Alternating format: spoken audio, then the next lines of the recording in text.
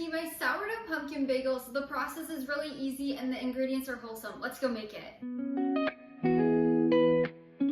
You can find my full written recipe link down in the description below. Just click that link, it'll take you over to the blog where you can print and save anytime. To get started, you'll need a large mixing bowl, some kind of bread whisk, or you could just use a fork. Before we get started, you want to make sure you're using a fed sourdough starter. So if your sourdough starter is not fed and ready to go, you want to make sure you feed it before you make this recipe. I have instructions on how to feed your sourdough starter properly down in the description below, and I'll also leave a link to take you over to the blog and read more about feeding your sourdough starter if you need additional help. But once your sourdough starter is fed, you'll take 1/2 of a cup of fed starter and put it in your bowl.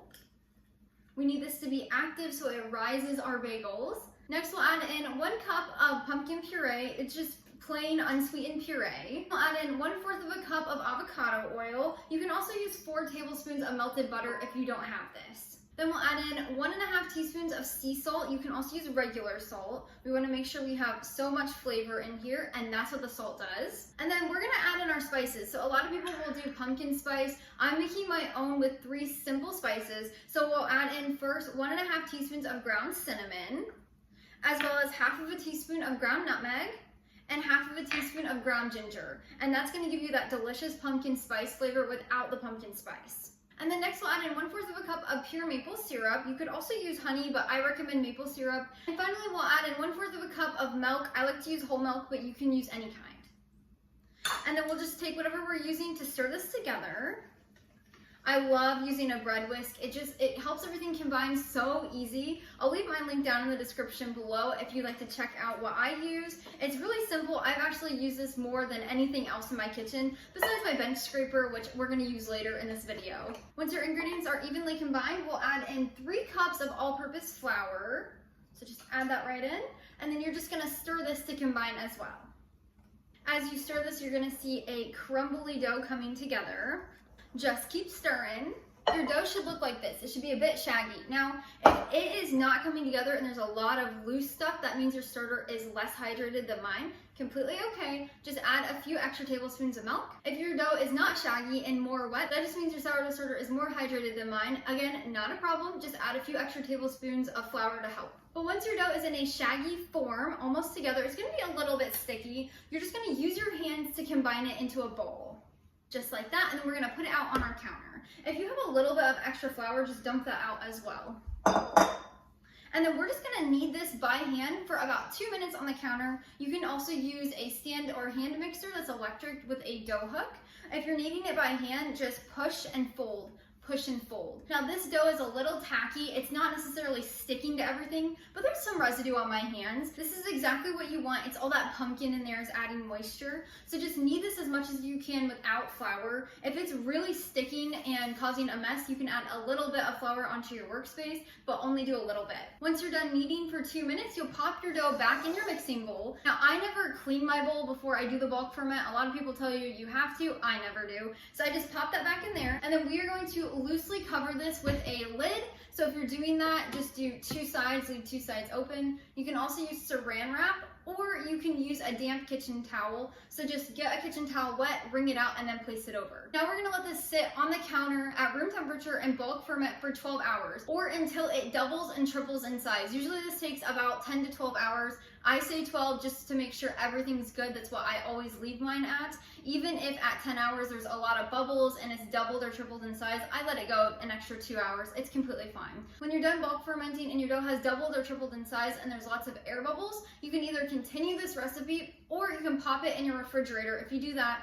make sure it's airtight, and then you can pop it in your fridge up to 48 hours. This is a completely optional step that just allows you to have a little more time. Like for me, it's 11 o'clock in the morning, so this will be done fermenting about 11 p.m. tonight. But then I don't want to make bagels at 11 o'clock at night or 9 o'clock at night. So I'm gonna just put the airtight lid on and pop it in the fridge till the morning and continue this recipe. So I'll see you back here in the kitchen tomorrow morning. As you can see, our dough has doubled in size.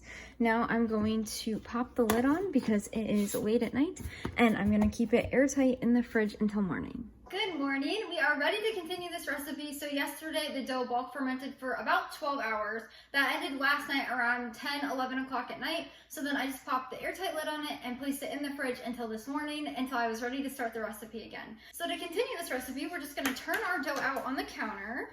It's all nice and fluffy. It is gonna be a little bit sticky, so we're gonna need a little bit of flour.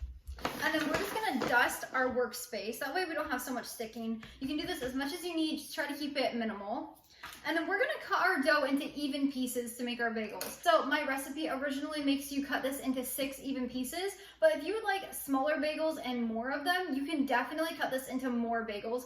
I'm taking these on a road trip, so I'm gonna cut them into 10 bagels instead of 6. Again, my original recipe just has 6 bagels, so if you wanna follow that, just cut this into 6 even pieces. So just kinda put it in a loaf shape like this, and then I cut it into sections. I usually cut down the middle, and then I'll cut it into sections into how many bagels I want. And then you can do this with a knife or a bench scraper. I really love my bench scraper. It's my favorite sourdough tool.